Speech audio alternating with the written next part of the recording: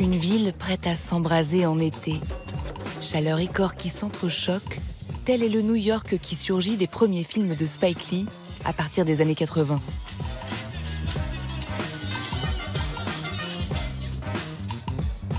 Avec Nola Darling n'en fait qu'à sa tête, Do the Right Thing et Summer of Sam, le cinéaste nous transporte au zénith d'un New York brut, en tension, dangereux, mais aussi cosmopolite et bouillonnant. Le berceau du graffiti et du hip-hop. Cette énergie porte les premiers films du réalisateur, acteur, scénariste et producteur qui s'est imposé en 40 ans comme le portraitiste de la communauté afro-américaine et de ses luttes. Mais c'est New York qui demeure l'héroïne du cinéma de Spike Lee.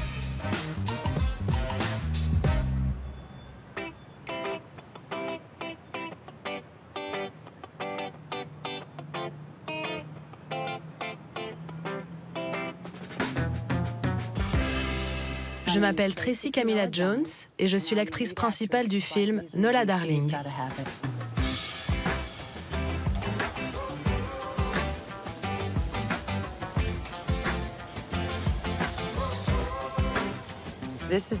De toutes les photos qui ont été prises de moi, celle-ci est de loin ma préférée. J'avais 29 ans et ce tournage était formidable. On a passé une journée extraordinaire. Au nord-ouest de Brooklyn, le quartier de Fort Greene, QG de Spike Lee, où il a établi ses bureaux, est aujourd'hui apprécié par une jeunesse branchée.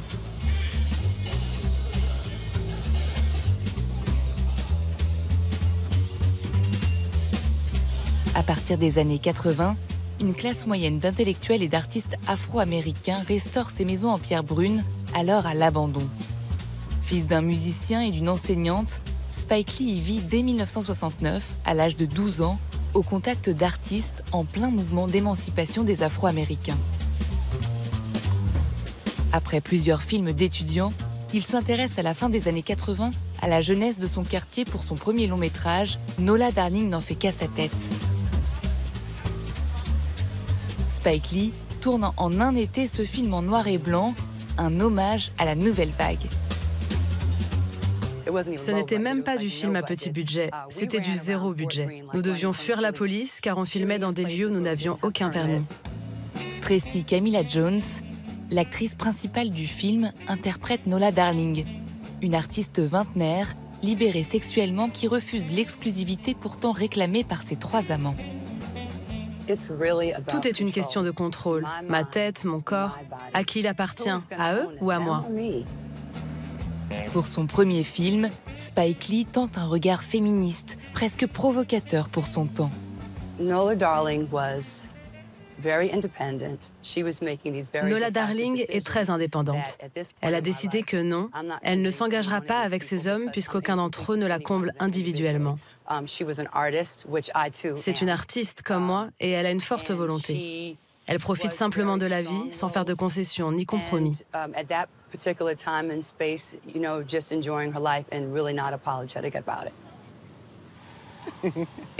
C'était révolutionnaire. D'abord parce que c'est une Amérique noire qu'on n'a jamais vue. D'autre part, parce qu'on a accès à l'intimité des personnages. Elle n'est pas cachée. En filmant cette jeunesse dans l'universalité de son quotidien, Spike Lee transcende l'identité raciale. Un geste déjà politique à une époque où les Afro-Américains sont encore cantonnés au rôle de bandits. Nola Darling a changé la face du cinéma afro-américain parce qu'il a ouvert la voie pour d'autres réalisateurs noirs, qui après ce film ont pu trouver plus facilement des financements pour faire leurs propres films. Le film est un succès immense qui installe Spike Lee parmi les grands réalisateurs de son temps. Il touche la communauté noire à l'échelle internationale.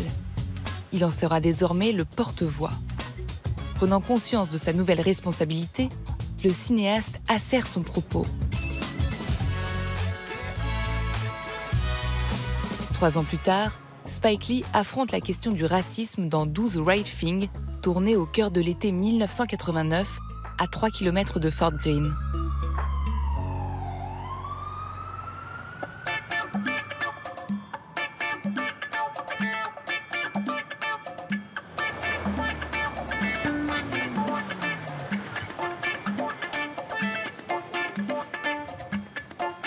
Bed-Stuy est à l'origine un bastion italien et juif auquel se sont agrégées d'autres populations au fil des décennies, et notamment une importante communauté afro-américaine à partir des années 30.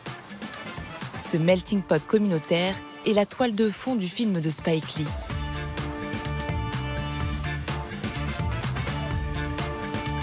La journaliste Zawadi Morris vit ici depuis près de 30 ans. Elle est à quoi celle-ci? Basilic? Oui, basilic. Je vais prendre une part de... La sicilienne? Oui.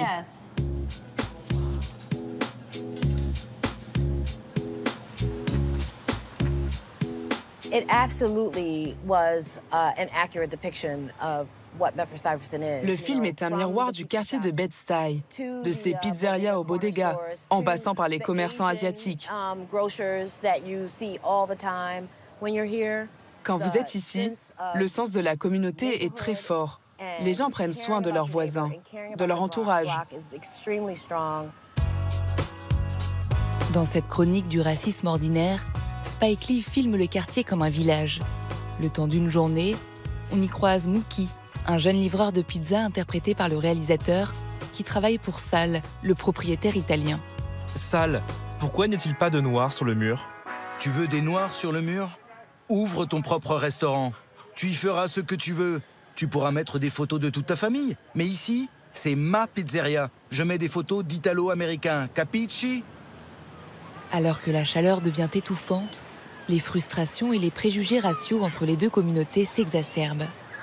Bed-Stuy devient une poudrière. New York en été est différente de toutes les autres villes. À cause de tout cet environnement de béton et de briques, il fait tellement chaud que vous pouvez littéralement faire cuire un œuf sur le trottoir, comme dans une des scènes du film.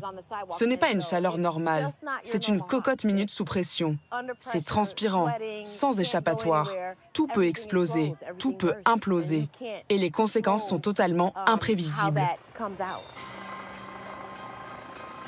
Dans Do the Right Thing, l'étincelle est une bavure policière qui coûte la vie à Radio Raïm, un ami de Mookie. Des émeutes éclatent. Spike Lee révèle la colère qui ronge toujours la communauté afro-américaine malgré des siècles de lutte.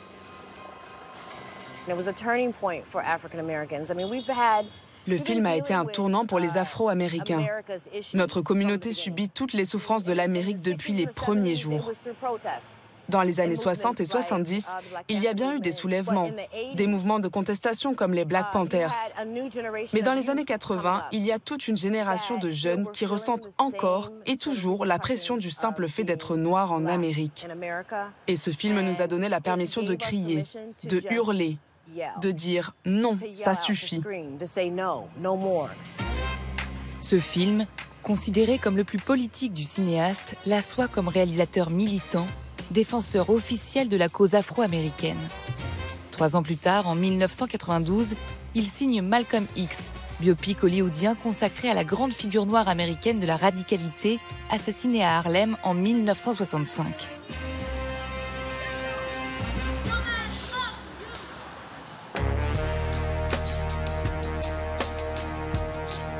Spike Lee continue d'explorer la violence de sa ville avec Summer of Sam, réalisé en 1999. Cette fois, il quitte Brooklyn pour nous plonger dans un Bronx 100% blanc, celui de la communauté italo-américaine durant l'été 1977. Un été historique où New York a montré son visage le plus sauvage. En ce mois de juillet, alors que les températures atteignent des niveaux inédits, la ville s'embrase et les esprits s'échauffent. Malgré les multiples victoires en baseball de l'équipe locale des Yankees, New York est sur la brèche. Les éboueurs font grève, les pillages s'enchaînent durant une coupure d'électricité à l'échelle de la ville.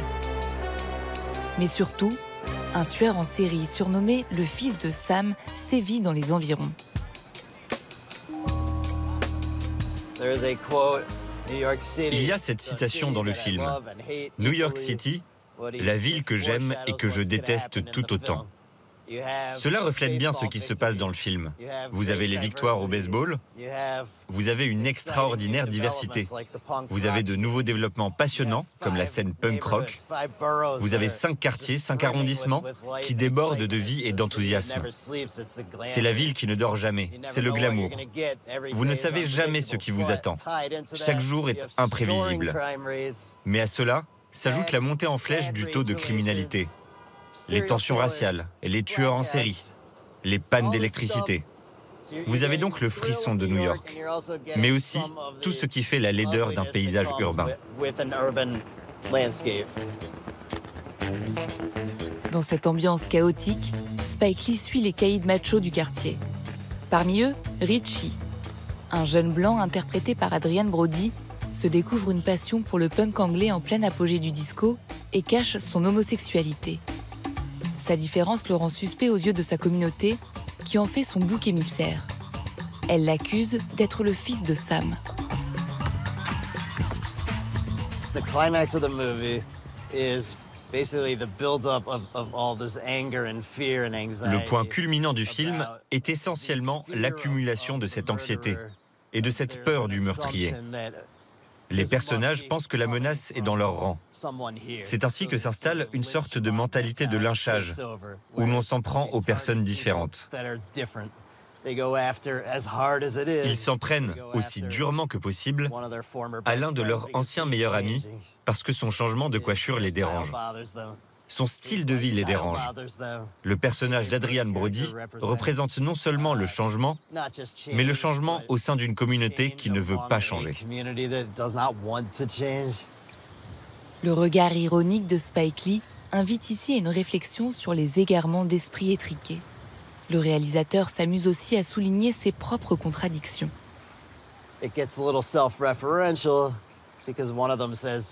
Le film devient un peu autoréférentiel, parce que l'un des habitants dit au journaliste, joué par Spike Lee, « Vous ne vous souciez pas des Noirs », ce qui est une critique que Spike Lee lui-même recevait à l'époque pour s'être vendu à Hollywood, pour avoir fait un film avec des personnes majoritairement blanches, un film écrit par des Blancs. C'est donc un clin d'œil au public, une manière de dire « Je fais ce que je veux ».